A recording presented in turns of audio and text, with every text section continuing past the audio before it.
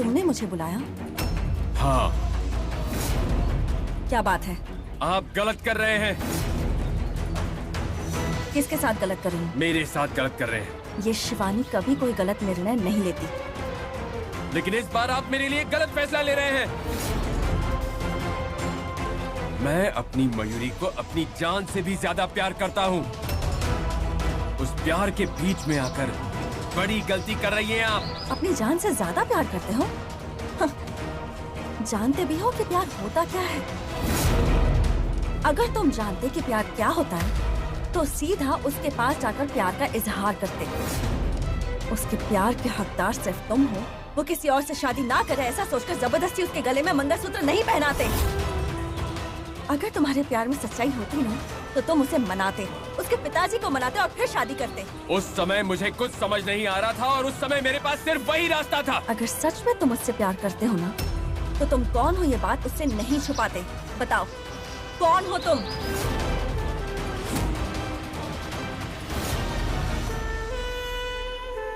तुम्हें बंधक बनाकर शिवानी और आदिशेष को मारकर अगर मैंने नागमणि हासिल कर ली तो फिर मैं हमेशा के लिए अमर हो जाऊंगा।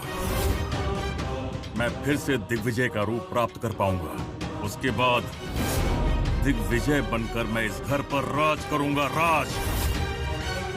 इस वक्त मुझे और देर नहीं करनी चाहिए। तक्षक गुरुजी के पास छोड़ देता हूँ, फिर वो तेरा क्या हाल करेंगे देखना। तुम्हारे बारे में कहीं भी पूछो, किसी से भी पूछो, किसी के पास कोई जवाब नहीं है। कोई तुम्हारे बारे में कुछ जानता ही नहीं है। पर अचानक से एक लड़का आ जाता है और कहता है कि मुझे तुमसे शादी करनी है और वो लड़की मान भी जाए। वो लड़की इतनी बददिमाग नहीं है समझे, और तुम्हारी उससे शादी करवाऊं इतनी बेवकूफ मैं भी नहीं हूँ। मैं अच्छी तरह से जानती हूँ कि कोई गलत मकसद ही होगा, इसलिए तुम उसके पीछे पड़े हो। आप मुझे गलत समझ रही हैं।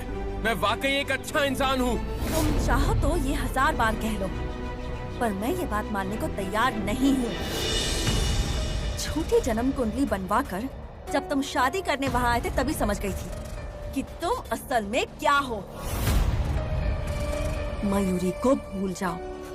मयूरी तो क्या, उसका साया भी तुमसे प्यार नहीं कर सकता। उसकी शादी मैं ऐसे लड़के से करवाऊंगी जिसका व्यक्तित्व उसकी जन्म कुंडली से मेल खाता हो। तो क्या यही आपका फैसला समझूं? तुमने मुझे बुलाया, ये मेरा आखिरी फैसला है।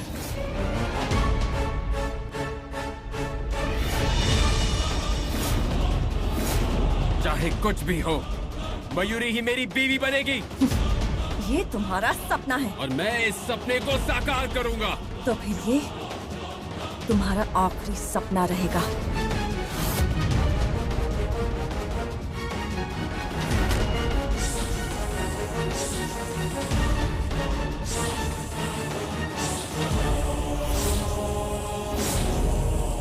ये क्या, ऐसा क्यों महसूस हो रहा है जैसे कोई नाग मुझ पर आक्रमण करने वाला है?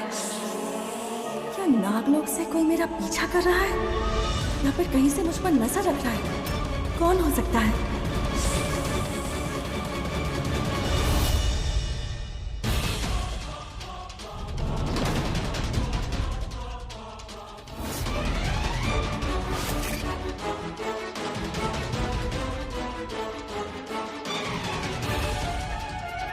ये आप क्या कर रहे हो?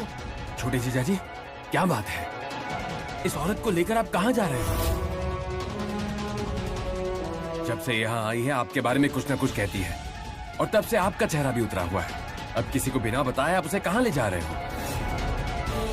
क्या इसका मतलब ये है कि ये औरत सच कह रही थी?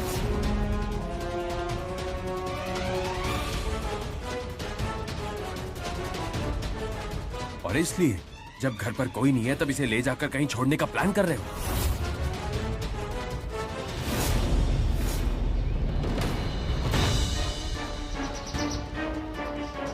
यहाँ तो कोई नहीं है, ये अकेला ही यहाँ खड़ा है। आसपास कोई नाग भी नहीं है। जो भी हो, मुझे जल्द से जल्द यहाँ से निकलना होगा।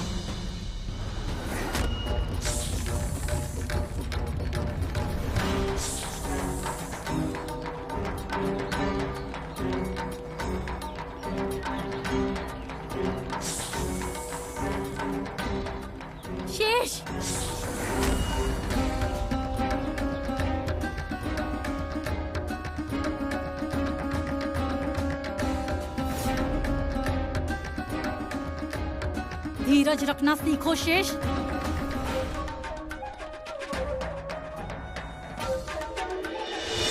क्या बात कर रहे हैं आप लोग? ये अकेली थे घर पे और आप लोग इसे छोड़ के बाहर घूमने चले गए थे।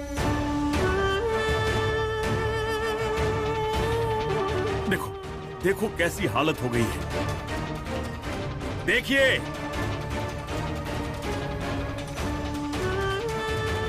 मैं तो घर से निकल रहा था, तभी देखा कि ये बेहोश है। एक जिम्मेदार इंसान होने के नाते और क्या करता मैं? इसे हॉस्पिटल लेकर जा रहा था और आप लोग हैं कि मेरी गलती निकाल रहे हैं और मुझे ही जिम्मेदार ठहरा रहे हैं। अगर घर में कोई होता तो मुझे ये काम नहीं करना पड़ता।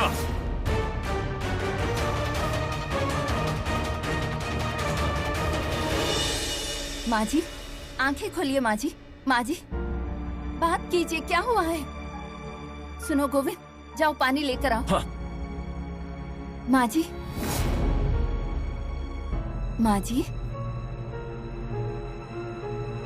जल्दी लेकर आओ। ये लो दीदी।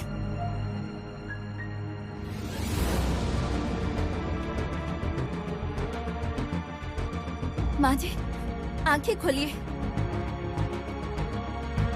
इतना पानी डालने के बावजूद अगर ये आंखें नहीं खोल रही, क्या इसका मतलब ये है कि वो मर गई?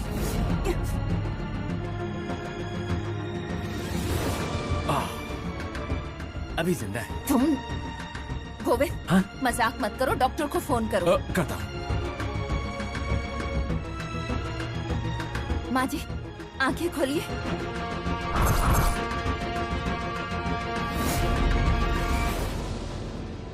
कुछ भी वैसा नहीं हो रहा जैसा कि तुम चाहती हो। वो शिवानी सिर्फ मेरे प्यार के बीच ही नहीं आ रही, बल्कि उस मयूरी के लिए एक लड़का भी ढूंढ रही है। अगर उसकी शादी किसी और से हो गई तो हमारे इतने दिनों की कोशिश खाक में मिल जाएगी मोहिनी। चाहे कुछ भी हो जाए, उस शिवानी को तो मरना ही होगा। जरूर मरना होगा, लेकिन अभी नहीं। तुम्हारी और मयूरी की शादी हो जाने के बाद उसे हमें मारने की जरूरत ही नहीं पड़ेगी शेषनाग। श्राप के अनुसार तुम्हारी शादी मयूरी से करवाकर तुम्हें श्राप से मुक्त करवाने के कारण वो नागलोक वालों के गुस्से की बलि चढ़ जाएगी। नागलोक की सारी शक्तियाँ उससे छीन ली जाएंगी और तब नागलोक के सैनिक ही उसका संहार कर देंगे। और अगर ऐसा नहीं हुआ तो हम उसका संहार कर देंगे और उसके बाद ही नागलोक के सिंहासन को हम अपने अधीन कर पाएंगे।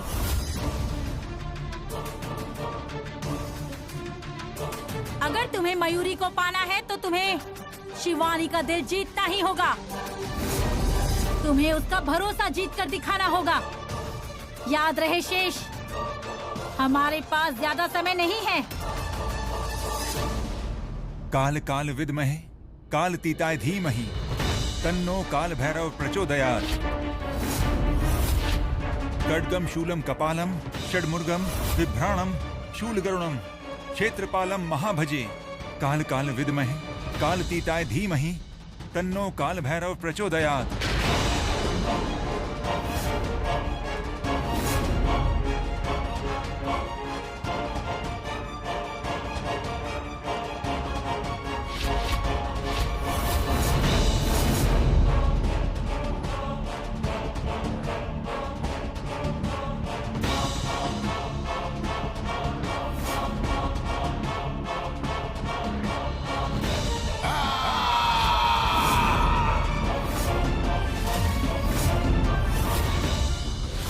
नागमाता,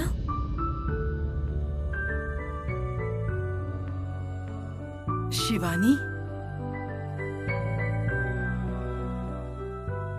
बैठो बेटा। आप इतनी जिद क्यों कर रही हैं नागमाता? नागलोक में आप हजारों साल बिना कुछ खाए पिए रहा करती थी और आपकी सेहत को कुछ नहीं हुआ करता था। लेकिन ये तो भूलोक है ना।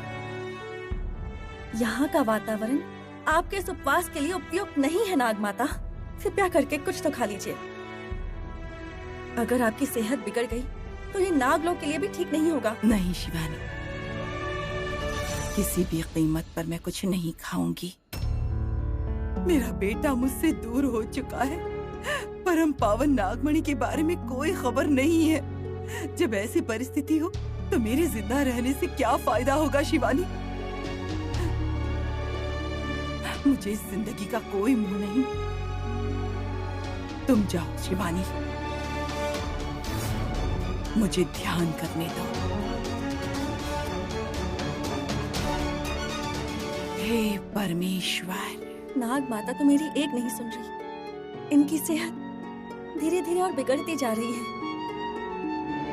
भूलोक पर होने के कारण नाग शक्ति घट रही है। अगर इन्हें कुछ हो गया तो मैं नाग लोक को क्या जवाब दूंगी? तो मैं क्या करूं भगवान? किसी तरह मुझे नाग माता को कुछ तो खिलाना ही होगा। इनकी जान बचानी होगी। आप ही कोई रास्ता बताइए भगवान।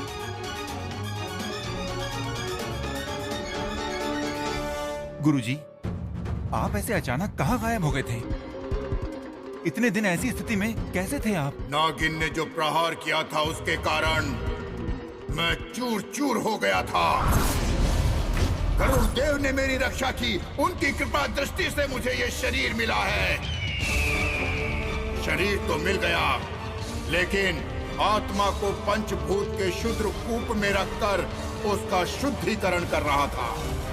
उस आत्मा को इस शरीर के साथ मिलन कराने में इतना समय लग गया नंदेश। नंदेश, गरुड़ देव की कृपा से हम जैसा चाहते हैं सब वैसा ही हो रहा है। सब कुछ हमारे अनुसार ही हो रहा है। इतने सालों के तप का फल मिलने का वक्त आ गया है नंदेश। चलो नागमणि के उस स्थान पर चलो।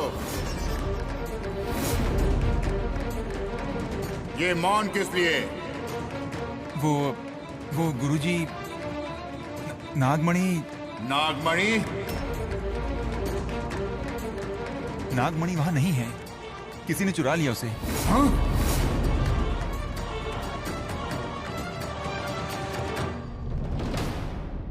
ए मायांगिनी,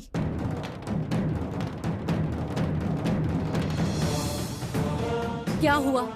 नाग माता की सेहत बिगड़ती जा रही है। तुमने नागलोक और नागमणि के साथ जो बुरे कृत्य किए हैं उनके बारे में सोचकर ही उनकी सेहत बिगड़ रही है। देखो, मेरे पास तुमसे बहस करने का समय नहीं। मेरी बात सुनो।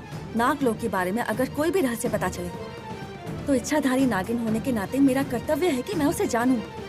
कृपया करके आदिशेष के बारे में मुझे बता दो। मुझे उसके बारे में तुम्हें बताने की कोई जरूरत नहीं है। देखो, ऐसे जिद मत करो।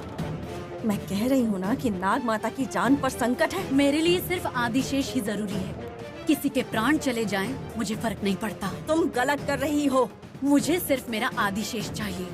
मुझे और किसी की परवाह नहीं है। नाग माता तुमसे ज्यादा प्यार करती है। मेरे आदिशेष से प्यार करने के बारे में जानते हुए भी उन्होंने कुछ नहीं किया। तो अगर वो मर भी जाती है, समझूंगी मेरा एक दुश्मन कम हो गया। माया, चिल्लाओ मत। व्रत का पालन कर रही हो तो तुम मुझे मार नहीं सकती, ये जानती हूँ। नाग लोक की भलाई के लिए जान लेना भी धर्म को बचाना ही होगा। सच नहीं बताओगी तो तुम्हारी जान जा सकती है। जवाब दो, मेरा पति कहाँ है?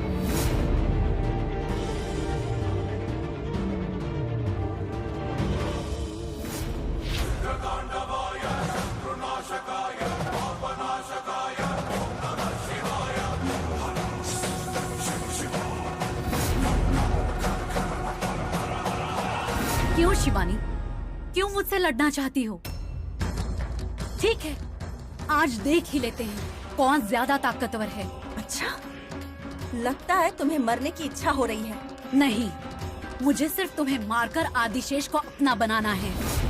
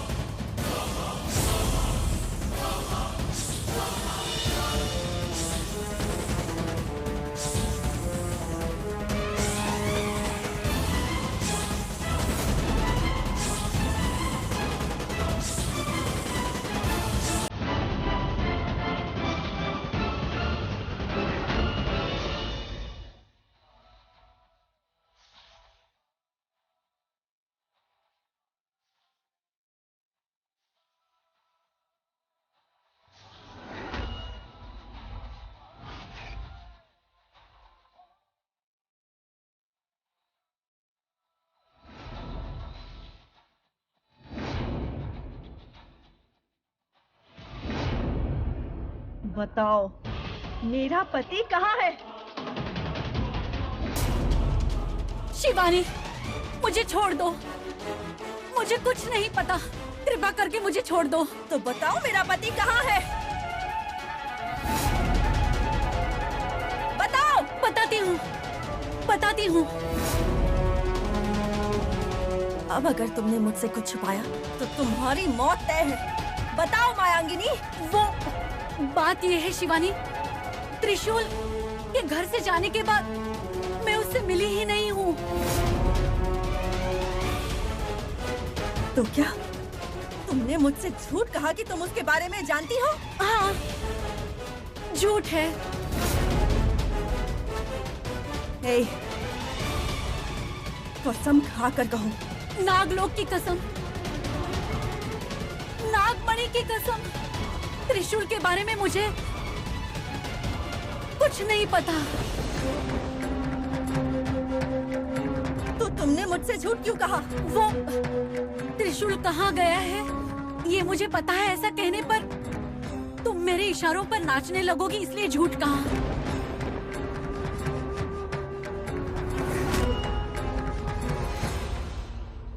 हाँ गुरुजी, आपके दिए हुए भस्म का मैंने उस पर प्रयोग किया।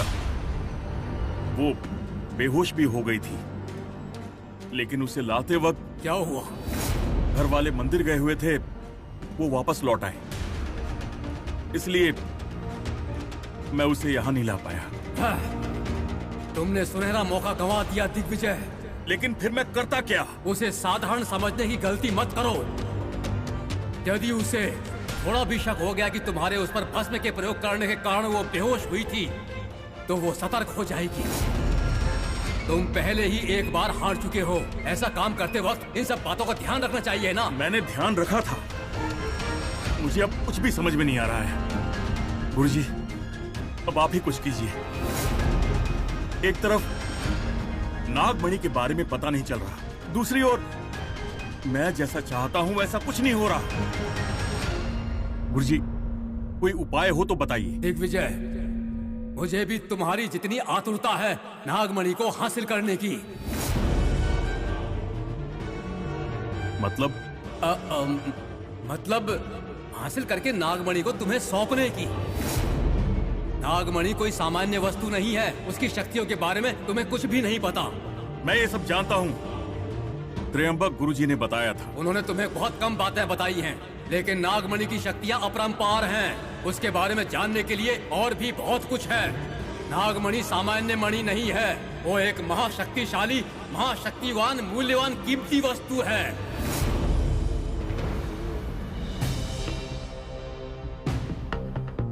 नागमाता, मुझे वचन दीजिए। उपवास तोड़ने के अलावा यदि तुम मुझसे कुछ कहना चाहती हो तो कहो, और कुछ नहीं। आप जिसके लिए उपवास रख रही हैं, आपका भूलोक आने का जो उद्देश्य है, अगर उसकी पूर्ति हो गई तो आप उपवास छोड़ देंगी। अवश्य। आदिशेष के बारे में पता लगाना है या फिर नागमणि के बारे में पता लगाना है। लेकिन सच्चाई बताने के बाद आप मुझे यहाँ से नहीं लेकर जाएंगी।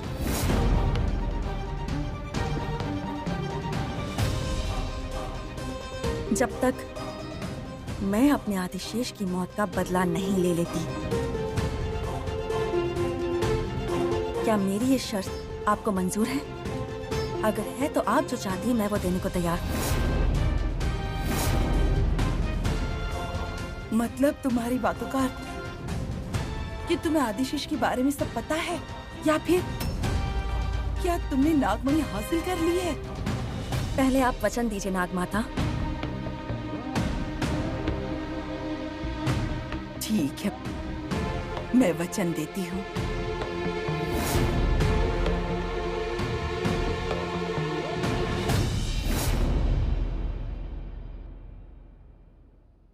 नागमणि नागमणि मेरे पास ही है।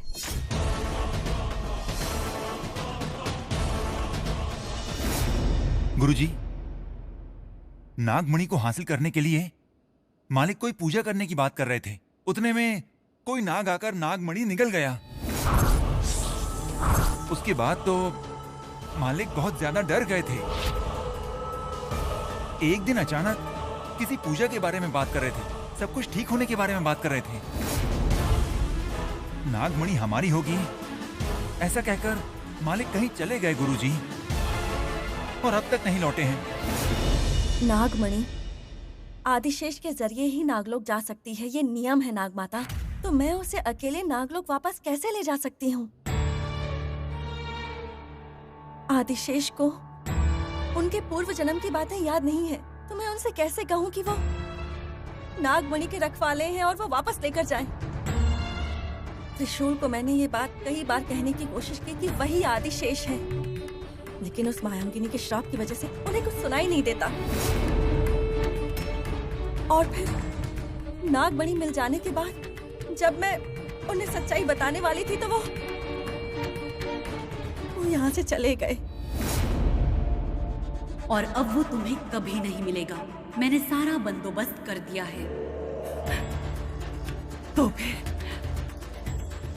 फिर अब नागमणि कहाँ है शिवानी? नागमणि मेरे पास है नागमाता। वो किसी के हाथ ना लगे इसलिए मैंने नागमणि निगल ली थी,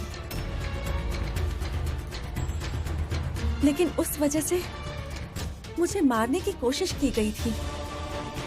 और उस युद्ध में मैंने अपनी सारी याददाश्त खो दी थी। याददाश्त वापस आई कि मैंने नागमणि हासिल कर ली है, तब तक आदिशेष गायब हो गए थे। ये तो बहुत खुशी की बात है शिवानी।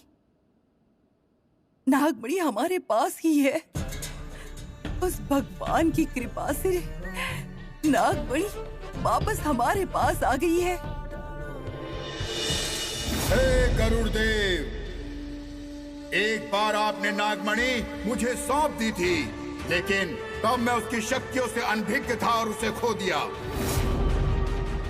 कितने वर्षों के बाद नागमणि का नक्शा आपने नंदिश को दे दिया। उस दिन की खोई हुई चीज को वापस पाने की इच्छा में मैंने इतने साल गंवा दिए, लेकिन मैंने नागमणि को फिर से खो दिया।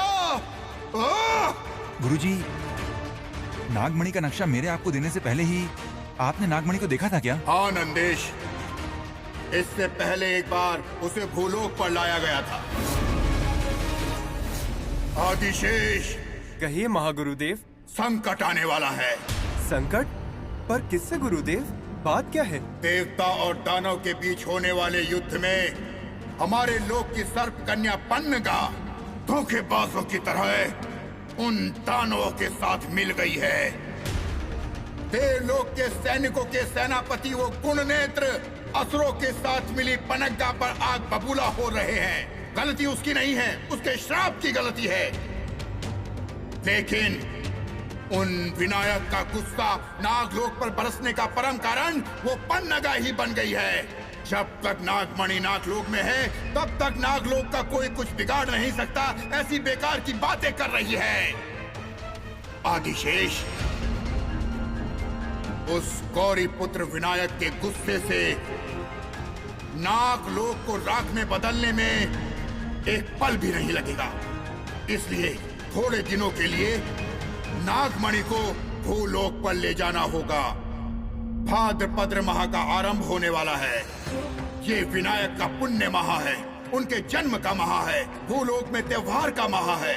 ऐसे समय पर यदि हमने नागमणि को एक स्थान पर रखकर उसकी पूजा और अर्चना की तो शायद उस विनायक का गुस्सा शांत हो जाएगा। इसीलिए नागमणि को भूलोक पर ले जाना आवश्यक हो गया है। ये कार्य तुम्हें ही करना होगा आदिशेष। नागमणि को भूलोक पर ले जाओ। हाँ, और साथ ही उसके ऊपर किसी की नजर ना पड़े, ध्यान रखना। जी गुरुदेव।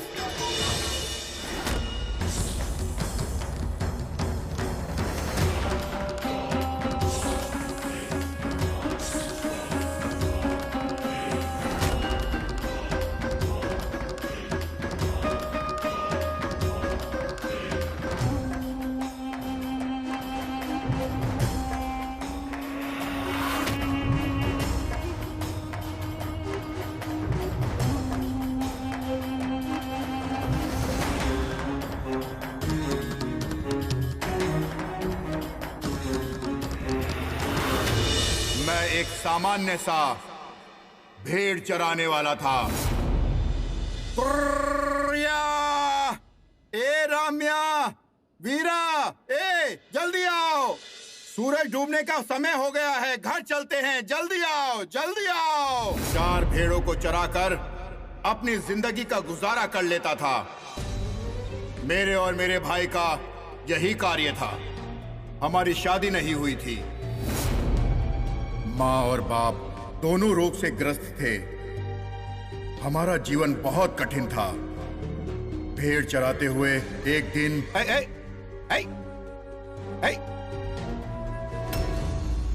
ये कैसी आवाज आ रही है?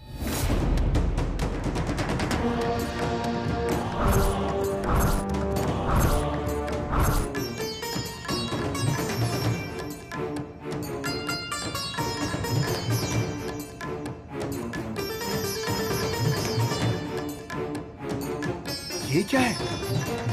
मिट्टी के दाग होने पर भी इतनी चमक कैसे? बहुत अमूल्य वस्तु लग रही है।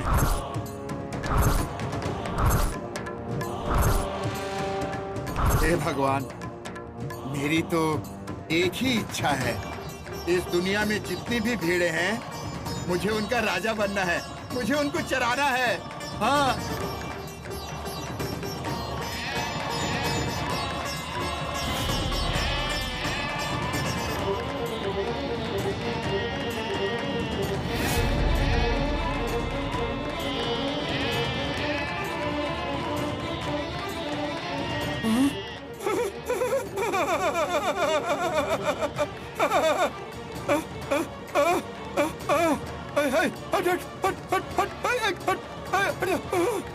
उस समय में ये सब क्या हो रहा है मैं भी समझ नहीं पा रहा था।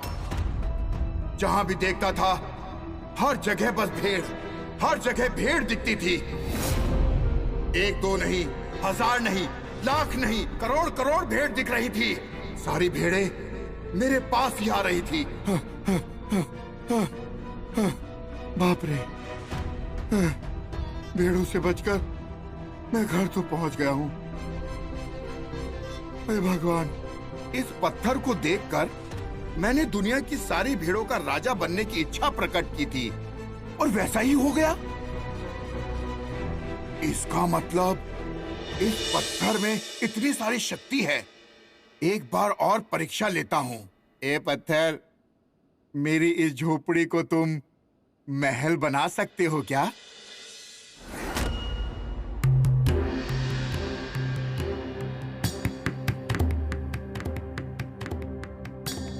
वाह वाह वाह वाह वाह वाह वाह वाह वाह!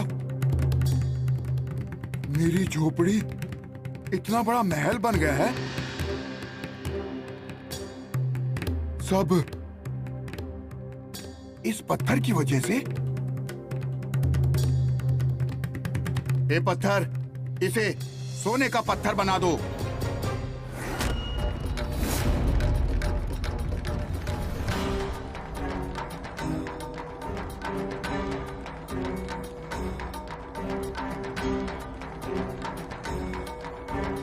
मैं जो चाह रहा हूं वही हो रहा है। जैसा कहता हूं वैसा ही हो रहा है। ये मैं जो मांग रहा हूं वो दे रहा है। ए पत्थर, मेरे आसपास खूब सारा सोना, बहुत सारी धन दौलत आ जाए।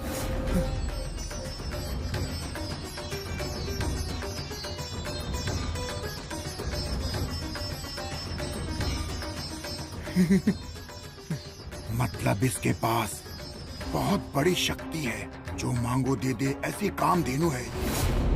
मेरे भाई को देखकर कि वो कितना बड़ा साहूकार बन गया है, मैं सोच में पड़ गया था। महल जैसा घर, धन दौलत, हर जगह बस पैसा ही पैसा। ये सब देखकर मैं चौंक गया था। लेकिन गुरुजी, आप अपने भाई से नागमणि मांग सकते थे, क्यों? मतलब आपके भाई ने आपकी मदद नहीं की? नहीं दिग्विजय, मेरे भाई की मुझसे इतनी बनती नहीं थी। उन्होंने मेरी कोई मदद नहीं की। उन्होंने बस मुझे एक छोटा सा घर दिया, वो भी मेरे माँ बाप के भीख मांगने पर। उसके बाद क्या हुआ गुरुजी? सबका एक ही अंत होता है दिग्विजय। यहाँ भी वही हुआ। आदिशेष, उन विघ्न विनाशक विनायक का गुस्सा अब शांत हो गया है। चलो, भूलोक में तुमने जो नागमणि छिपाई थी उसको नागलोक में वापस ले आते हैं। ठीक है गुरुदेव। गुरुदेव, मैंने इसी स्थान पर नागमणि को छिपाया था।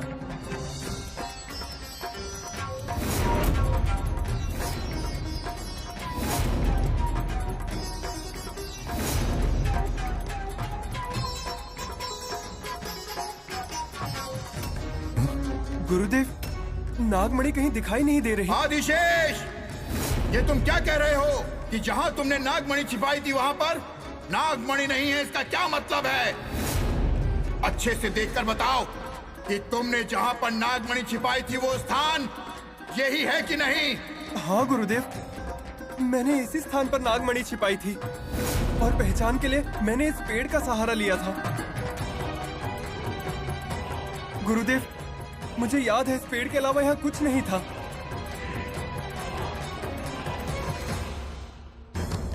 हे परमात्मा, ये कैसी परीक्षा है? यहीं पर छिपाई गई वो पावन नागमणि दिखाई क्यों नहीं दे रही है? इसका क्या अर्थ है?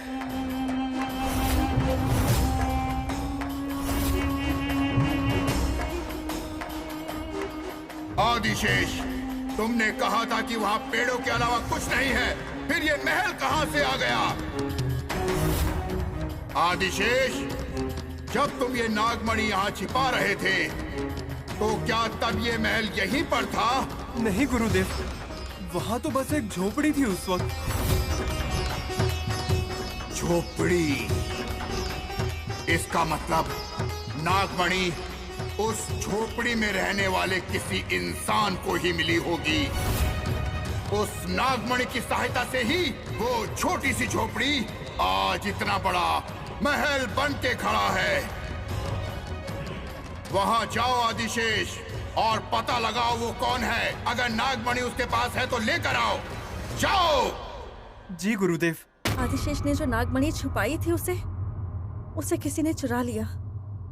कौन हो सकता है वो? जिस दुष्ट मंत्रवादी की मदद से उस पापी दिग्विजय ने नागमणि को हासिल किया, वही है वो दुष्ट मंत्रवादी।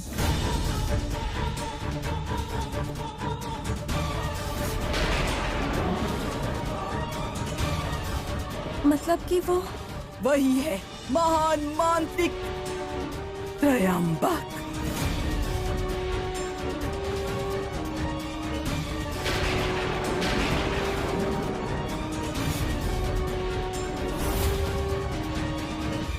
क्या वो त्रयंबक है?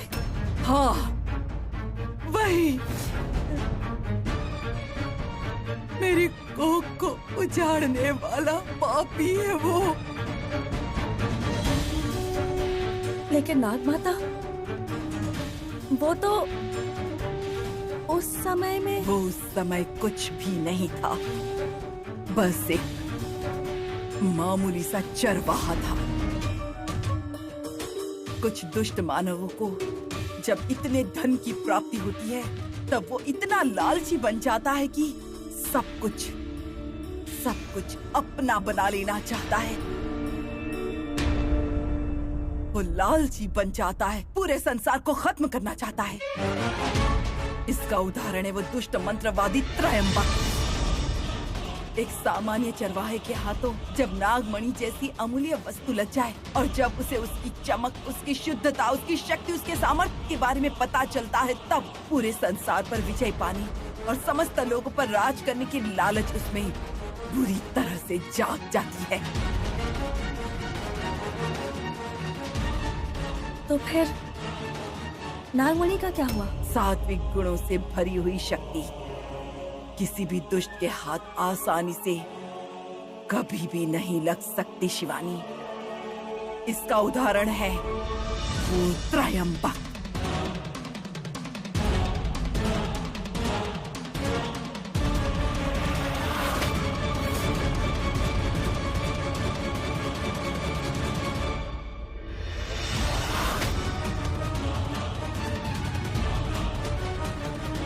ये नहीं होगा। मेरी अनुमति के बिना मेरे राज्य में कोई प्रवेश भी नहीं कर सकता है।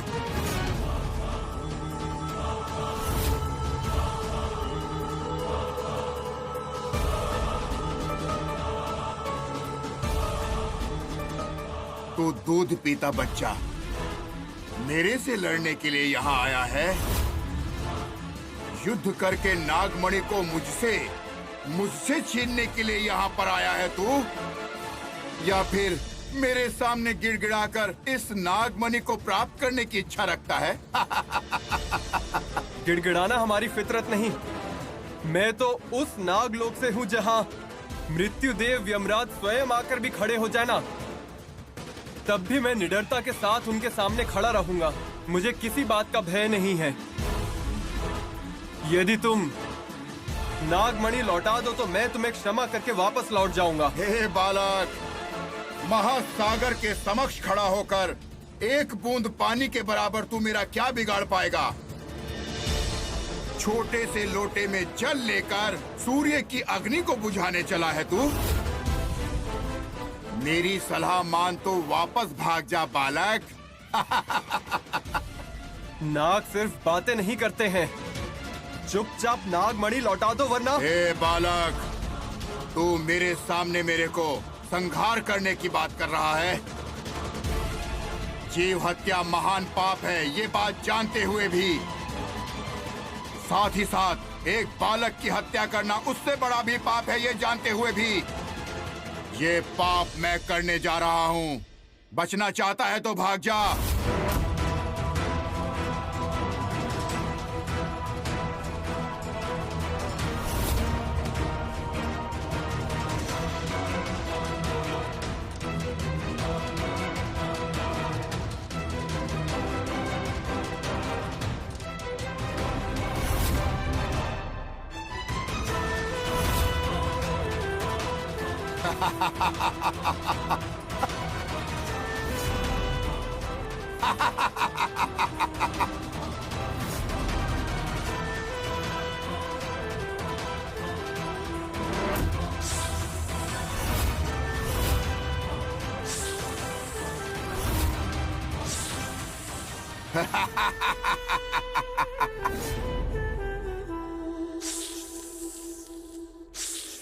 आश्चर्य गुरुजी, आश्चर्य।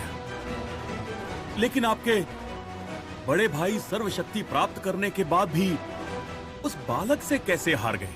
मेरे भाई के पास शक्तियां थी, लेकिन नागमणि की एक विशेष पूजा भी करनी थी, विशेष आराधना भी करनी थी, लेकिन उसकी सच्चाई जाने बिना मेरे भाई ने नागमणि की शक्ति इस्तेमाल की थी। सब खत्म हो गया। मिली हुई सारी शक्तियों को उन्होंने खो दिया। नागमणि को वापस प्राप्त करने के लिए सृष्टि की परिक्रमा लगाई, महान साधुओं से, अघोरियों से मुलाकात की और सारी शक्तियां प्राप्त करके नागमणि को प्राप्त करने हेतु जब मैं यहाँ पर आया तो वो नक्शा लेकर तुम मेरे पास आए। तब तक नागमणि का मोह मुझ में नहीं था। नागमणि को प्राप्त करने की आशा भी समाप्त हो चुकी थी। जब तुमने मुझसे कहा कि तुम नागमणि को प्राप्त करना चाहते हो तो मैंने तुम्हारा साथ दिया। भैया का उद्देश्य जानकर मैं उनका पीछा करता रहा। जो विद्याएं उन्होंने सीखी उन्हें मैंने बिना गुरु के सीखा, और कुछ विद्याओं को मैंने भैया के गुरुओं से सीखा। कुछ दिनों के बाद जब भैया को पता चला कि मैं विद्या सीख रहा हूं, तो तुरंत ही मैं उनके मार्ग की बाधा ना बनूं, इसलिए उन्होंने मार्ग स्तंभ का प्रयोग किया। फिर उसके बाद मैं उनका पीछा नहीं कर पाया।